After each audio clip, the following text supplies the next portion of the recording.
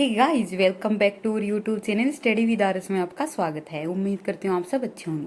आज का जो हमारा सेशन है वो हमारा एनसीईआरटी के चैप्टर 3 के बारे में है। सबसे पहले हम देखते हैं कि हमारी जो 11th क्लास की एनसीईआरटी है वो हमने शुरू कर रखी है, ठीक है। और इसका जो पहला चैप्टर है कॉन्स्टिट्यूशन वो भी हमने कर लिया है। दूसरा है फंडामेंटल राइट्स, वो भी हमने 3 पार्ट्स में कवर कर लिया है। आज का जो हमारा चैप्टर रहने वाला है वो है इलेक्शन एंड रिप्रेजेंटेशन, यानी कि अब हम शुरू कर रहे हैं चैप्टर नंबर 3, ठीक है। और इस जो एनसीईआरटी है 11th क्लास की एनसीईआरटी, इसमें टोटल 10 चैप्टर हैं। इसके बाद में हमें पॉलिटी की जो एम लक्ष्मीकांत है वो बुक स्टार्ट करनी है, ठीक है। तो पहले हम अपना बेस बनाने के लिए, जिसको पॉलिटी की समझ बिल्कुल भी नहीं है, तो उसके लिए रिकमेंडेशन यही होती है कि वो सबसे पहले 11th क्लास की एनसीईआरटी जो है वो अच्छे से कवर कर ले, ठीक है। तो आज का जो हमारा चैप्टर रहने वाला है वो इसी बारे में है कि इलेक्शन भारत में किस तरह से होते हैं। साथ ही भारत में जो इलेक्शन है उस इलेक्शन की तुलना हम दूसरे देशों के साथ भी करने वाले हैं, जैसे कि इजराइल में किस तरह से इलेक्शन होते हैं, ठीक है। तो हमारे जो डेमोक्रेसी है इसकी तुलना हम अदर देशों के जो इलेक्शन की प्रोसेस होती है उससे भी करने वाले हैं। साथ ही मैं आपको बता दूं कि ये जो एनसीईआरटी होती है इसमें हम कंटेंट जो है हमारे अलग से ऐड करते हैं, जैसे कि विकिपीडिया हो गया, और भी जो रिसर्च इंजन है जैसे कि गूगल है उससे ऐड करते हैं, ताकि जो हमारा नॉलेज है वो इनहेंस हो सके, ठीक है। तो बिना किसी देरी के आज का हमारा सेशन है वो शुरू करते हैं। चलिए, सबसे पहले जो आज हम इसमें पढ़ने वाले हैं वो इंट्रो में बताया गया है कि इस चैप्टर के अंदर हम पढ़ेंगे कि किस तरह से हमारे देश में चुनाव होते हैं, चुनाव कितने प्रकार के होते हैं, ठीक है, चुनाव की कौन कौन सी विधियां होती हैं, और स्वतंत्र और निष्पक्ष चुनाव कराने के लिए हमें क्या क्या प्रावधान हमारे संविधान में किए गए हैं, और साथ ही जो फेयर एंड फ्री इलेक्शन होते हैं उनकी एक डेमोक्रेटिक जो कंट्री होती है उसमें क्या इम्पोर्टेंस होती है, ठीक है। तो ये हमारा इंट्रो है और इसमें बताया गया है कि हम इसमें डिफरेंट मेथड ऑफ इलेक्शन देखने वाले हैं। Characteristics of system of election adopted in our country, यानी कि हमारी कंट्री में कौन सा सिस्टम है इलेक्शन का वो एडोप्ट किया गया है, ठीक है। The importance of provision for free and fair election, और जो इलेक्टोरल रिफॉर्म के बारे में आजकल चर्चाएं चलती हैं कि चुनाव के बारे में कौन कौन से जो है वो रिफॉर्म होने चाहिए, चुनाव को लेकर जो खामियां हैं उनको दूर करने के लिए जो सुधार किए जाते हैं उनको लेकर, ठीक है। तो सबसे पहले तो मैं आपको ब्रीफली समझा दूं कि भारत का जो इलेक्शन है वो किस तरह से होता है। ये आपको भारत का नक्शा दिखाई दे रहा है, ठीक है। और भारत में आपको पता है कि 28 जो है वो है स्टेट, और 8 क्या है हमारे यूनियन टेरिटरी यानी कि यूटी, ठीक है। तो इन सभी में क्या है इलेक्शन होते हैं। अब ये है हमारा भारत का मैप। अब हमारे 2024 में लोकसभा इलेक्शन जो है अभी अभी खत्म हुए हैं जून में, ठीक है। तो अब जो इलेक्शन खत्म हुए उनके रिजल्ट देखते हैं कि अब की बार जो बीजेपी उम्मीदवार हैं इनको कितने वोट मिले हैं, साथ ही कांग्रेस पार्टी को और बाकी की जो अदर पार्टियां हैं उनको कितने वोट मिले हैं। तो यानी कि हमारे जो 2019 के यदि इलेक्शन की तुलना करें तो आम चुनाव होते हैं 5 साल के बाद, जो आम जनता जो वोट डालती है उसे आम चुनाव कहा जाता है, ठीक है। और ये जो लोकतंत्र का त्योहार है ये हर 5 साल पर मतलब जनता है वो अपने प्रतिनिधि चुनकर लोकसभा में भेजती है। अब 2019 के आम चुनाव की तुलना करें यानी कि इलेक्शन की, लोकसभा इलेक्शन की, तो बीजेपी है ये अब की बार भी सबसे बड़ी पार्टी बन के उभरी है, और 2019 और 2014 में तो थी, ठीक है। लेकिन अब की बार जो पेच है वो ये है कि 2024 में अब की बार जो मोदी गवर्नमेंट है यानी कि जो बीजेपी है इसको 240 सीटें ही मिली हैं, यानी कि इनको चाहिए कितनी बहुमत के लिए 272 सीटें चाहिए, ठीक है। क्योंकि जिस पार्टी को सदन में 272 सीटें मिलती हैं उसी की सरकार बनती है। अब 2019 में बीजेपी क्या है 303 सीटें लेकर अपनी सरकार अकेली बना लेती हैं, लेकिन अब की बार आपने सुना होगा कि एनडीए गठबंधन की सरकार है, ठीक है, नेशनल डेमोक्रेटिक अलायंस। ये इसलिए है क्योंकि अब की बार जो बीजेपी है इसके पास 240 सीटें हैं, तो 272 से ये आंकड़ा जो है ये बहुत ही कम है। तो इसके लिए अलायंस जो मिलकर है वो 272 का आंकड़ा है वो जोड़ेंगी, तब जाकर क्या है ये सरकार बना पाएंगी। अब जब ये 2019 में जीती थी तब अकेली बीजेपी ने अपने दम पर 303 सीटें हासिल की थी। और 2014 के चुनाव में अकेले 282 सीटें जो हैं वो बीजेपी ने हासिल की थी। तो इसका मतलब है कि 2014-2019 में बीजेपी की अपनी खुद की एक वन पार्टी सरकार थी, लेकिन अब की बार क्या है, गठबंधन सरकार है। ठीक है, क्यों? क्योंकि अब की बार क्या है, इनको बहुमत से कम सीटें मिली, और बहुमत कितना होना चाहिए, 272 जो है वो बहुमत होना चाहिए। जिसको इतनी सीटें मिल जाती है वो सरकार बना सकता है। ठीक है, तो ये होता है हमारे इलेक्शन सिस्टम का प्रोसेस कि हमारे देश में इलेक्शन किस तरह होती है। ये मोटी मोटी बात मैंने समझा दी। अब एनसीईआरटी में हम बेसिक जानने वाले हैं कि एनसीईआरटी किस तरह से हमें थ्योरी के रूप में कुछ बता रही है। ठीक है, वो जानने वाले, ताकि हमारा जो आंसर राइटिंग है उसमें हम क्या लिखने वाले हैं वो हम देख सके। अब सबसे पहले जानते हैं कि चुनाव और डेमोक्रेसी क्या होती है। सबसे पहली बात तो ये कि क्या कोई डेमोक्रेसी है वो बिना चुनावों के कायम रह सकती है, यानी कि can we have democracy without holding election, यानी कि कोई डेमोक्रेसी है जिसमें जनता अपने प्रतिनिधि ना भी चुने तो क्या वो डेमोक्रेसी कहला सकती है। Can we hold election without having democracy, यानी कि हम क्या बिना लोकतंत्र होते हुए चुनाव करवा सकते हैं, यानी कि जिन देशों में लोकतंत्र नहीं है क्या वहां पर चुनाव होते हैं या नहीं होते हैं। तो यहाँ पर हम ये सब चीजें जानने वाले हैं, आगे देखेंगे। ठीक है,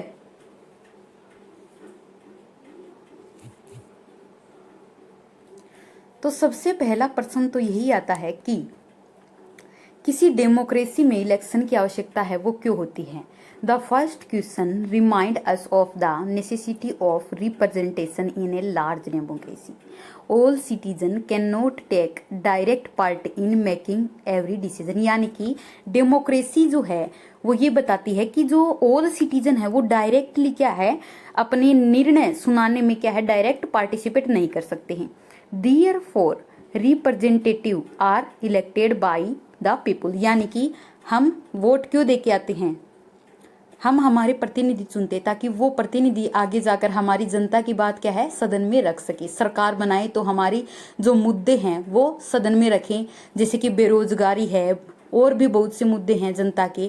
ठीक है, किसानों की कर्ज माफी है। इस तरह के हम प्रतिनिधि जो हैं वो जनता खुद अपने खड़े कर 5 साल में इलेक्शन में होते हैं, उसमें वोट डालकर अपने प्रतिनिधि वहां पर सदन में भेजती है। ठीक है, तो इस तरह से डेमोक्रेसी जो है, हम अपने फैसले डेमोक्रेसी में डायरेक्ट नहीं ले सकते। मान लीजिए हमारी इतने करोड़ों की आबादी है, अगर हम डायरेक्ट फैसले लेने लग गए तो एक फैसला लेने में हमें बहुत से साल लग जाएंगे।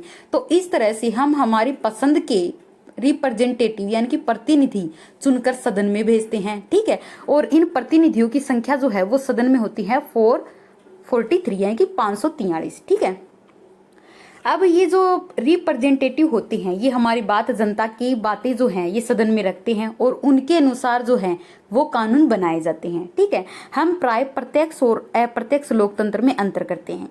प्रत्यक्ष लोकतंत्र में नागरिक रोजमर्रा के फैसले और सरकार चलाने में सीधे भाग लेते हैं, यानी कि यदि हम यूनान की बात करें, यूनान में क्या है, डायरेक्ट जो लोग हैं, यानी कि यहाँ पर लोग क्या है खड़े हो जाएंगे और वो डायरेक्ट अपने अपने हिसाब से अपने अपने फैसले सुनाते हैं। यानी कि डायरेक्ट जब पार्टिसिपेशन होता है डिसीजन मेकिंग का तो उसे बोलते हैं डायरेक्ट डेमोक्रेसी। ठीक है, और जब जनता अपने रिप्रेजेंटेटिव चुनकर सदन में भेजती है, यानी कि जनता खुद अपने फैसले ना सुनाकर अपने जो मन की बात है वो अपने प्रतिनिधित्व के जो मुख है उससे प्रदर्शित करती है, तो उसे क्या कहते हैं हम, रिप्रेजेंटेटिव सरकार।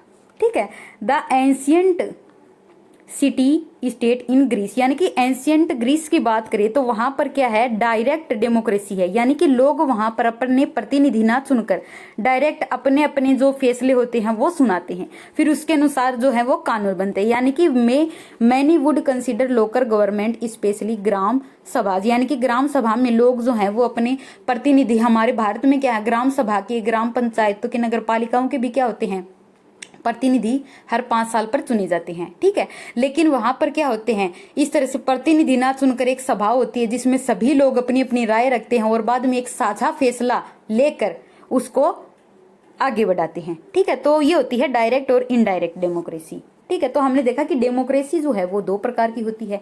डायरेक्ट डेमोक्रेसी वो होती है जब जनता फैसला सुनाने में डायरेक्ट खुद पार्टिसिपेट करे तो उसे बोलते हैं डायरेक्ट डेमोक्रेसी। और इनडायरेक्ट डेमोक्रेसी वो होती है जब जनता जो है अपने पहले रिप्रेजेंटेटिव चुने यानी कि प्रतिनिधि चुने, फिर उन प्रतिनिधि जो होते हैं उनके द्वारा अपनी बात जो है वो सदन में रखे। तो ये क्या होगा, एक तरह से बिचौले का जो कार्य है वो करते हैं हमारे ये नेता यानी कि रिप्रेजेंटेटिव। ठीक है, तो डायरेक्ट और इनडायरेक्ट डेमोक्रेसी दो प्रकार की होती है। ऐसी व्यवस्था में नागरिक अपने प्रतिनिधि जो होते हैं उनको चुनते हैं, जो देश के शासन और प्रशासन को चलाने में सक्रिय भूमिका निभाते हैं। इन प्रतिनिधियों को चुनने की विधि को चुनाव या निर्वाचन कहते हैं। ठीक है, जो हमने समझ लिया है कि डायरेक्ट और इनडायरेक्ट डेमोक्रेसी क्या होती है। महत्वपूर्ण निर्णय लेने और प्रशासन चलाने में नागरिकों की सीमित भूमिका होती है, यानी कि अब हमारे जो फैसले हैं वो हमारी इच्छा के अनुसार नहीं लिए जाते हैं।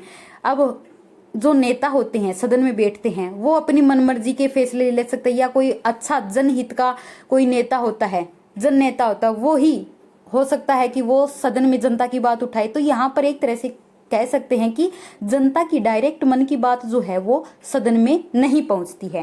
ठीक है, तो वे इन नीतियों के निर्माण में बहुत सक्रिय रूप से सम्मिलित नहीं होते हैं। नागरिक उनमें अप्रत्यक्ष रूप से अपने निर्वाचित प्रतिनिधि होते हैं उनके द्वारा ही शामिल होते हैं। ठीक है, the citizen have a limited role in taking major decision and in running the administration, यानी कि जो सिटीजन होते हैं उनका बहुत ही एक सीमित लिमिटेड रोल होता है। ठीक है, और they are not very actively involve in making of policy, वो डायरेक्ट पॉलिसी निर्माण में क्या है शामिल नहीं होते हैं। Citizen are involve only indirectly, यानी कि हम चुनाव के समय ही हमारी पूछताछ की जाती, बाद में हमें कोई नहीं पूछता है। Through their elected representative in this, through their elected representative, यानी कि हम इनडायरेक्ट इन्वॉल्वमेंट करते हैं किसके द्वारा, हमारे जो इलेक्टेड रिप्रेजेंटेटिव है उनके द्वारा। In this arrangement where all major decision are taken by elected representative. तो कहने की बात यह है कि हमने हमारे प्रतिनिधि तो भैया चुन के भेज दिए, लेकिन अब कोई जरूरी है कि वो नैतिक रूप से सही है या नहीं है। ठीक है, हमने तो विश्वास करके उनको वोट दिया था। ठीक है, लेकिन अब हो सकता है कि वो हमारे विश्वास का मान रखे या ना भी रखे, अपनी मनमर्जी चलाएं, अपने मतलब नेपोटिज्म वाले बातों को आगे बढ़ाएं। तो ये बातें जो है ये उनकी खुद की विवेक पर निर्भर करती है। तो ये हो गई डेमोक्रेसी किस प्रकार की होती है। और भारत में जो डेमोक्रेसी है वो यही है कि इसमें प्रतिनिधि चुनकर सदन में जाते हैं।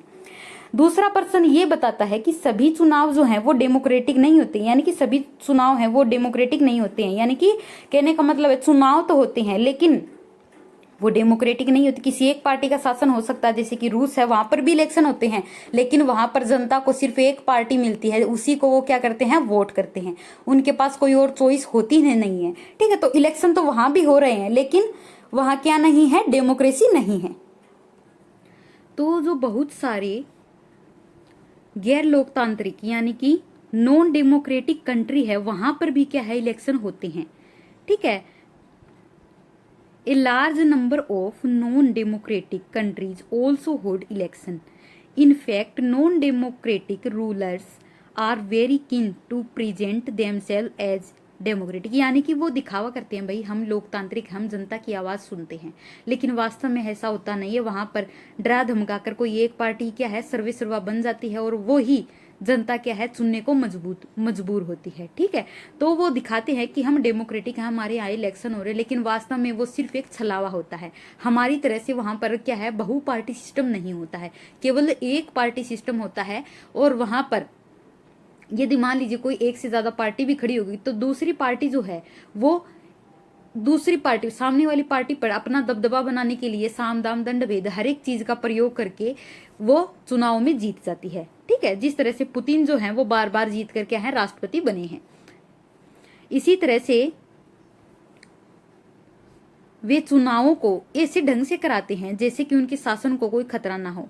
क्या आप ऐसे कुछ गैर लोकतांत्रिक देशों के उदाहरण दे सकते हैं, जैसे कि रूस है, चाइना है। ठीक है, और आपकी राय में कौन सी एक बात एक लोकतांत्रिक चुनाव को एक गैर लोकतांत्रिक चुनाव से अलग करती है, यानी कि एक गैर लोकतांत्रिक देश और लोकतांत्रिक देश में क्या फर्क होता है।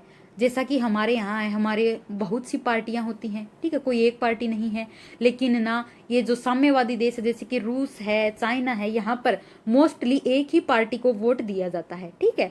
साथ ही यहाँ पर जनता अपनी पसंद से किसी भी पार्टी को वोट देकर उसको जिता सकती है। लेकिन वहां पर जो पावरफुल पार्टी होती है वो मतलब इस तरह की व्यवस्था कर लेती है कि दिखने में तो वो डेमोक्रेटिक लगते हैं, लेकिन वास्तव में वो उनकी पसंद से ही इलेक्शन करवाए जा रहे हैं। किसी देश में चुनावों को लोकतांत्रिक ढंग से संपन्न कराना सुनिश्चित करने के लिए क्या कार्य करने चाहिए, यानी कि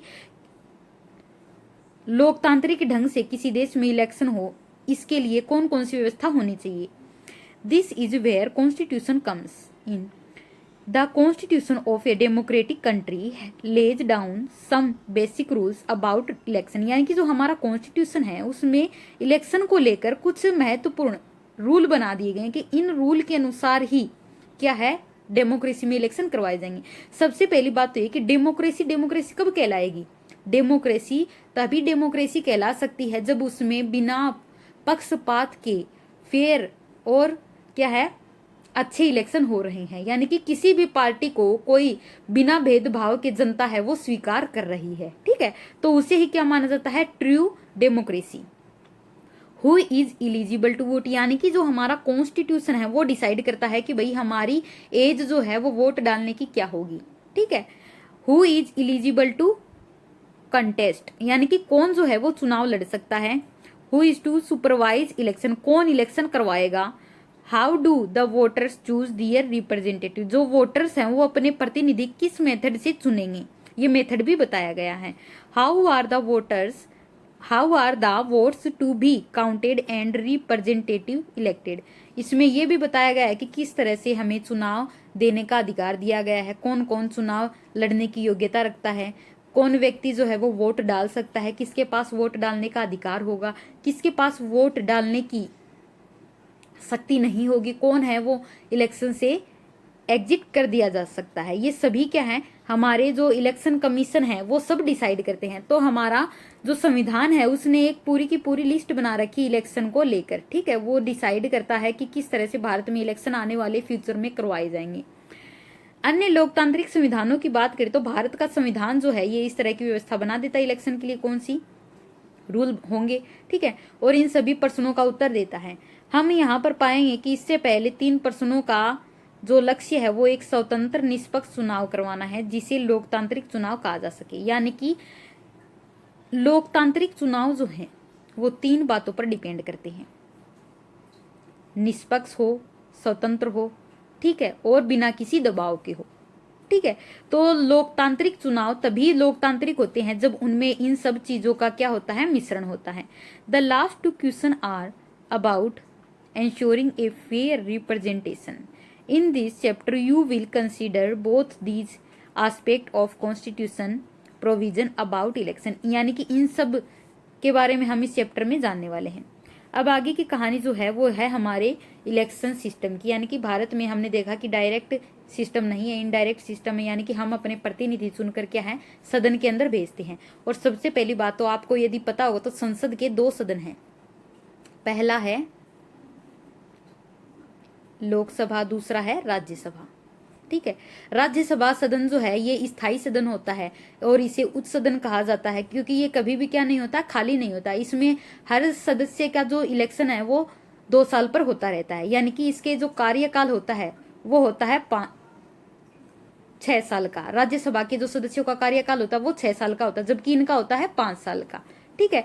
तो यहाँ पर हर 5 साल पर चुनाव करवाए जाते हैं, जबकि यहाँ पर क्या है हर 2 साल पर सदस्यों के चुनाव करवाए जाते हैं, ठीक है। तो ये जो राज्यसभा वाला सदन है ये कभी भी खाली नहीं होता है। इलेक्शन इन इंडिया, इलेक्शन की बात करें तो you may have noted above reference to different method और द सिस्टम ऑफ इलेक्शन, यानी कि हमने बहुत से जो इलेक्शन के सिस्टम है उनके बारे में डिस्कस कर लिया है। सबसे पहली बात तो देखेंगे कि हमारे यहाँ पर क्या है इनडायरेक्ट सिस्टम है। आपको आश्चर्य हो सकता है कि क्यों संविधान में यह लिखने की जरूरत रही है कि जनगणना के ये जो मतगणना है वो कैसे होगी।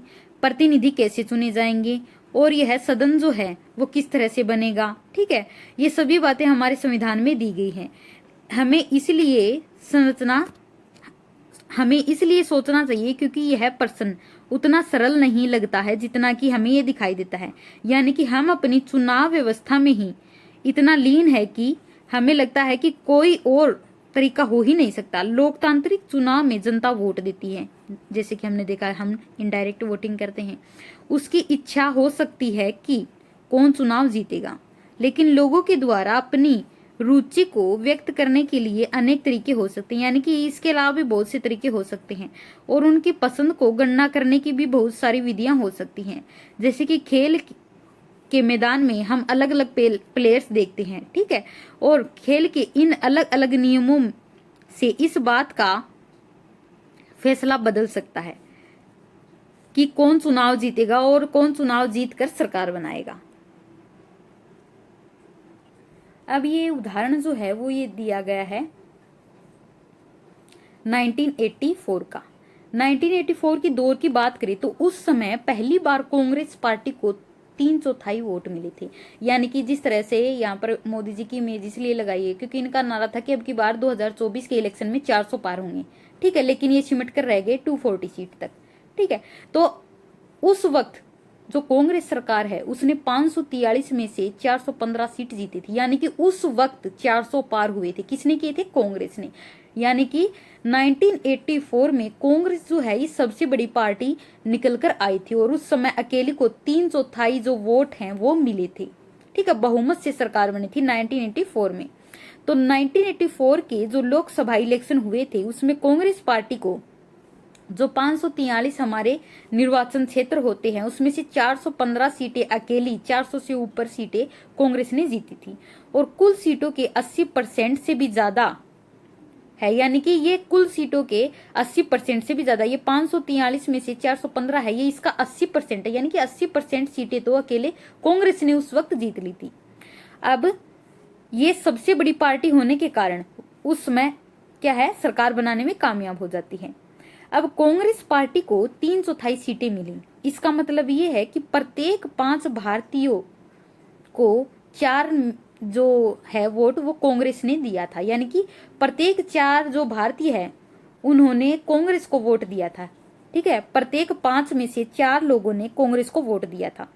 अब वास्तव में ये जो हमें आगे सारणी दी गई है उसमें देखें कि कांग्रेस पार्टी को अकेले 48% वोट मिले थे। इसका अर्थ ये हुआ कि कुल मिलाकर जितने लोगों ने मतदान किया था उसमें से अकेले 48% लोगों ने तो अकेली कांग्रेस पार्टी को ही वोट दिया था, तभी तो उसको 415 सीटें मिली थी। लेकिन पार्टी को 80% से भी अधिक सीटें मिली थी।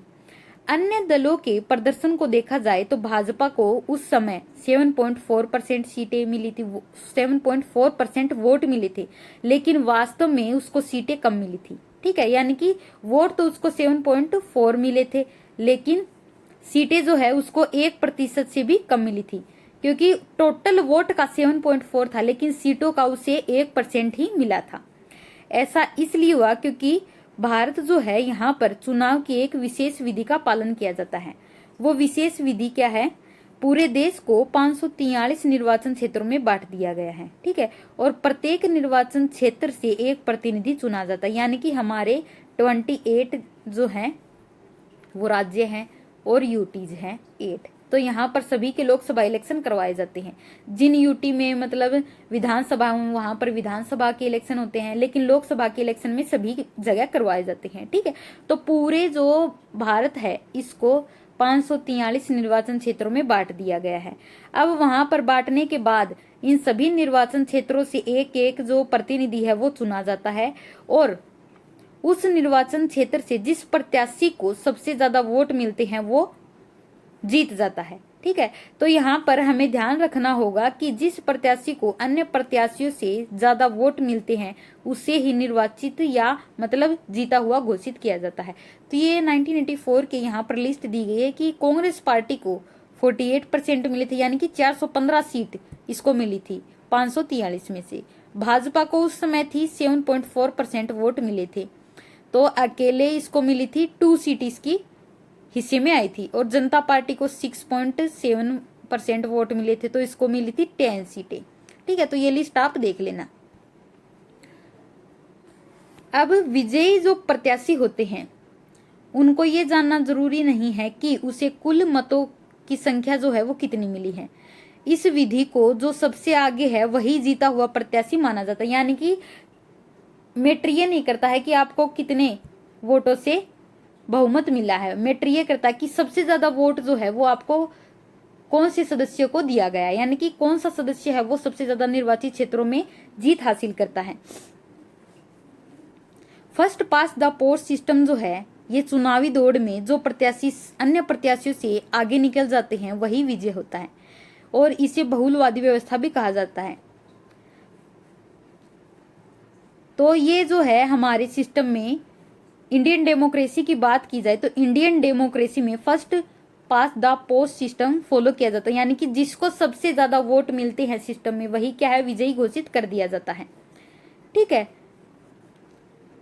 कांग्रेस पार्टी को इतने वोट इसलिए मिल सके क्योंकि अन्य निर्वाचन क्षेत्रों में जहां उसके प्रत्याशी जीते उन्हें 50% से भी कम वोट मिले थे।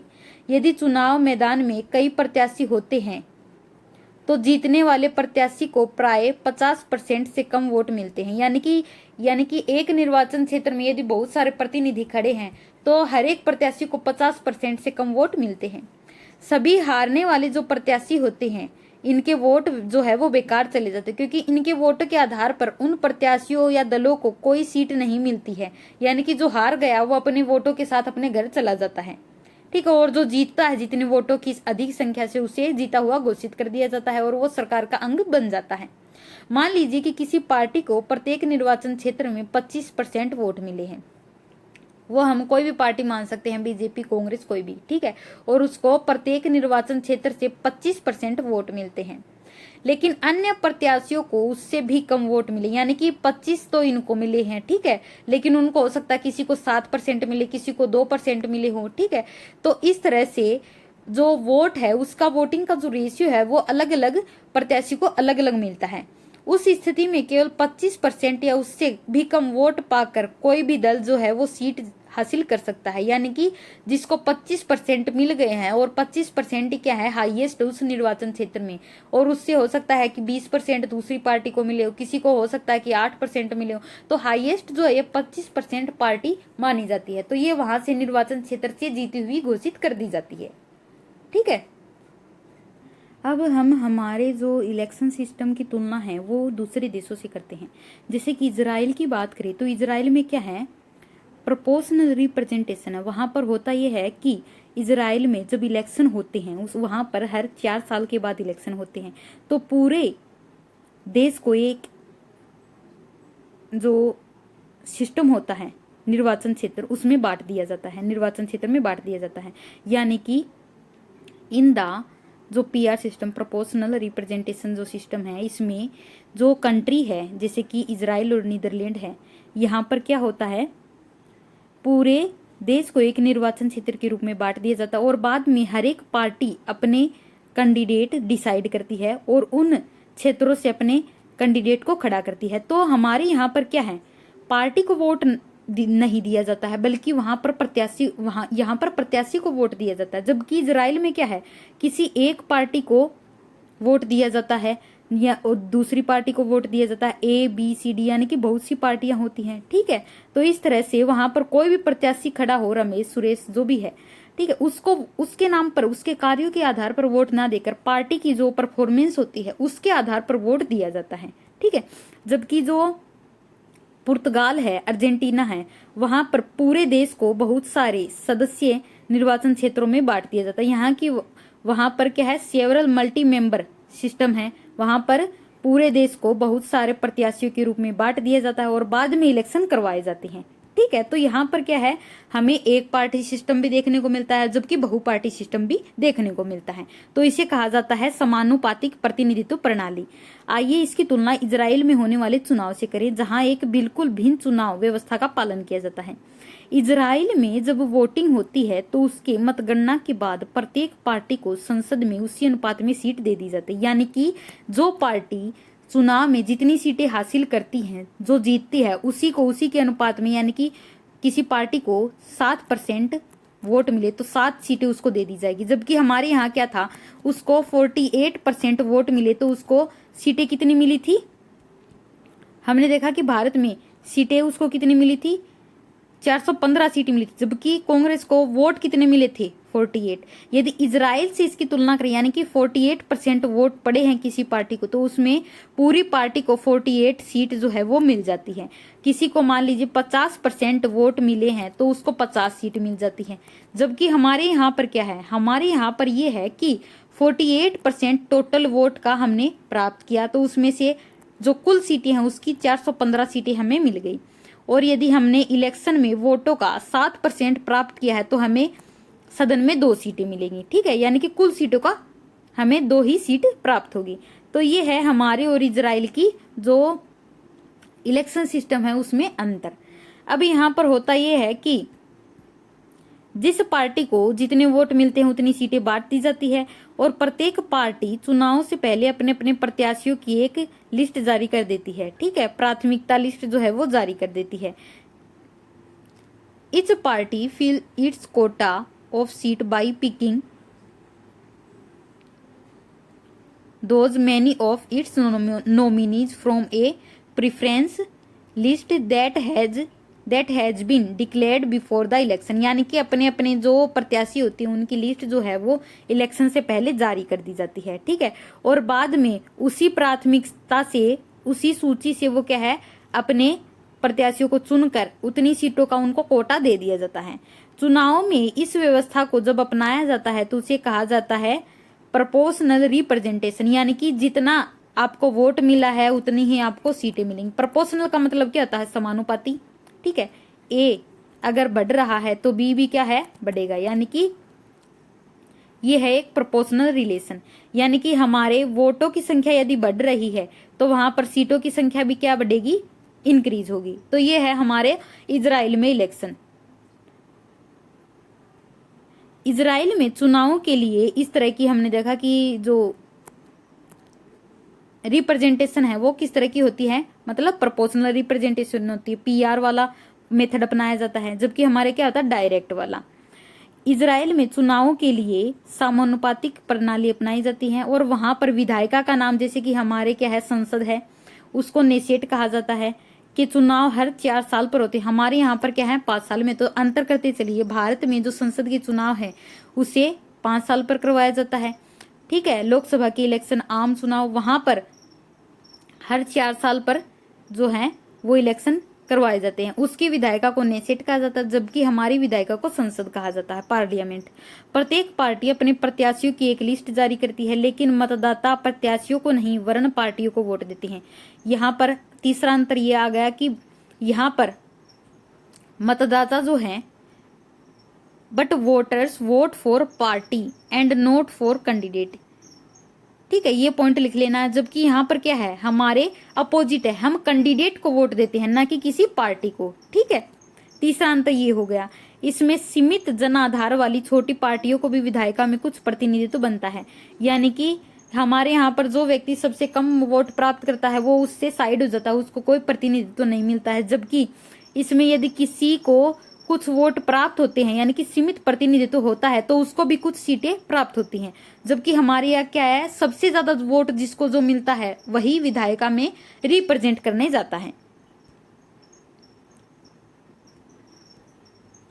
अब यहाँ पर ये जो इलेक्शन हुए थे 2015 में, जो इलेक्शन हुए थे नेसेट के चुनाव, यानी कि इजराइल की संसद जो है उसे नेसेट कहा जाता है। उसकी लिस्ट दी गई कि यहाँ पर बहुत सारी पार्टियां हैं, जैसे कि लिकुड पार्टी है, इसको यहाँ पर 23.40% वोट मिले थे। सीटों की कुल संख्या जो है वो यहाँ पर मिली थी 30। ठीक है, और जियोनिस्ट सिविर पार्टी है, इसको यहाँ पर वोट मिले थे 18.67 और इसको सीट मिली थी 24। ठीक है, तो इस तरह की जो लिस्ट है वो अलग अलग पार्टियों की यहाँ पर दी गई है। अब देखते हैं कि फर्स्ट पास्ट द पोस्ट जो प्रणाली है इसमें और ये पीआर प्रणाली है, इसमें अंतर क्या है। हमारे जो संविधान है इसमें राष्ट्रपति, उपराष्ट्रपति और राज्यसभा के और विधान परिषदों के चुनाव के लिए ये पीआर वाली प्रणाली अपनाई जाती है, यानी कि जिसको जितने वोट मिलते हैं वरीयता के हिसाब से उसको उतनी ही रिप्रेजेंटेशन मिलता है। ठीक है, ये जो हमारे लोकसभा इलेक्शन में first past the post system है, यहाँ पर सर्वाधिक वोट जिसको मिलते हैं वही विजेता होता है। ठीक है, और जबकि ये जो पीआर वाला सिस्टम है इसमें लार्ज जियोग्राफिकल एरिया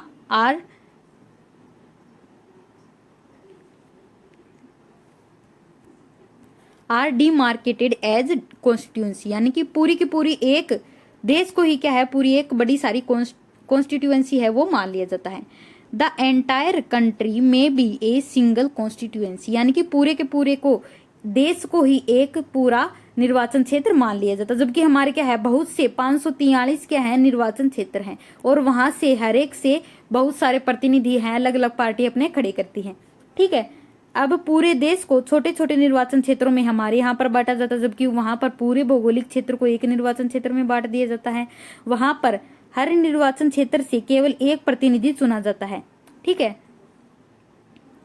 यहाँ पर क्या होता है, हर एक चुनाव क्षेत्र से एक प्रतिनिधि चुना जाता है, जबकि एक निर्वाचन क्षेत्र से बहुत सारे प्रतिनिधि चुने जा सकते हैं। यानी कि हमारे यहाँ पर किसी ए निर्वाचन क्षेत्र से यदि हमें बहुत सारे ABCD के पार्टी के जो कैंडिडेट हैं वो खड़े किए हैं। ठीक है, ये 3 पार्टियां हैं, इस तरह से समझते हैं कि 3 पार्टियां हैं ABCD, AB और C, चौथी भी लेते हैं D। ठीक है, अब इन पार्टियों के 4 कैंडिडेट खड़े कर देते हैं, रमेश, सुरेश, B से है सुरेश, C से है नरेश, D से मान लीजिए कि और महेश मान लेते हैं, इस तरह से। ठीक है, ये चारों क्या हैं, कैंडिडेट हैं, इन अलग अलग पार्टी को रिप्रेजेंट करते हैं।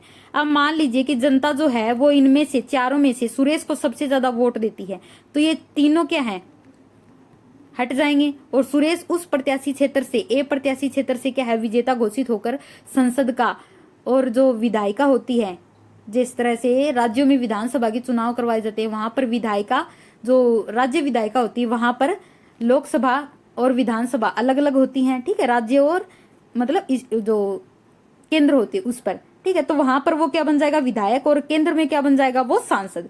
इस तरह से वो सुरेश जो है वहां पर जीत कर क्या बन जाएगा, सांसद। जबकि हमने देखा कि जो बाकी के 3 लोग खड़े हुए थे, सुरेश, महेश, रमेश, हमने 4 कैंडिडेट खड़े करिए थे। ठीक है, उनको भी यदि थोड़े बहुत वोट मिलते हैं तो वो भी क्या है, थोड़ा बहुत रिप्रेजेंटेशन है वो संसद में लेकर जाते हैं। जबकि हमारे यहाँ पर ये नहीं, जो जीता है वही सिकंदर होता है, जो जीता वही Sikandar. A party may get more seat than votes in the legislature, यानी कि मतदाता जो है वो प्रत्याशी को वोट देता है। यानी कि हम किसी पार्टी को वोट ना देकर प्रत्याशी के कार्यों को देखकर, उसके व्यवहार को देखकर उसको वोट देते हैं। ठीक है, और मतदाता जो है यहाँ पर पार्टी को वोट देता है। पार्टी को प्राप्त वोटों के आधार पर उसको सीटें मिलती हैं, जबकि इसमें पार्टी को प्राप्त मत के अनुपात में विधायिका में सीट हासिल होती है, यानी कि उसके अनुपात में हमें सीटें प्राप्त होती हैं। पीआर वाले सिस्टम में जितनी सीटें हैं, जितने वोट मिले हैं, उतनी हमें क्या मिलती है, सीटें मिलती हैं। और यहाँ पर विजयी उम्मीदवार को जरूरी नहीं कि वोटों का बहुमत 50% ही पार हो। जहां पर जितने कैंडिडेट खड़े होते हैं उनमें से सबसे ज्यादा जो जीतता है उसी को क्या मिलता है, वहां पर सीट मिलती है। विजयी उम्मीदवार को वोटों का बहुमत हासिल करना होता है, यानी कि यहाँ पर 50% वोट जो है वो उम्मीदवार को हासिल करने ही होते हैं। अब जैसे कि यूनाइटेड किंगडम है और भारत है, यहाँ पर सेम इलेक्शन होते हैं, यानी कि जिस कैंडिडेट को सबसे ज्यादा इलेक्शन में वोट मिलते हैं वही राजा हो जाता है।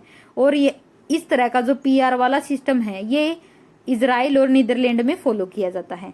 ठीक है, तो ये था आज का हमारा चैप्टर का पहला पार्ट, जिसमें हमने देखा कि भारत में किस तरह की वोटिंग सिस्टम अपनाई जाती है। ठीक है, पीआर और जो डायरेक्ट इलेक्शन है, डायरेक्ट इलेक्शन तो पीआर भी है, लेकिन हमारे क्या है यहाँ पर first past the post system अपनाया जाता है। ठीक है, और इजराइल और नीदरलैंड में क्या अपनाया जाता है, पीआर वाला सिस्टम, और इन दोनों में हमने डिफरेंस भी देख लिया है। तो आज का हमारा सेशन हम यहीं समाप्त करते हैं, इसका नेक्स्ट पार्ट हम दूसरी वीडियो में लेके आएंगे। उम्मीद करती हूँ आपको ये सेशन पसंद आया है, तो प्लीज इसे लाइक, शेयर और सब्सक्राइब करना ना भूले। Thank you.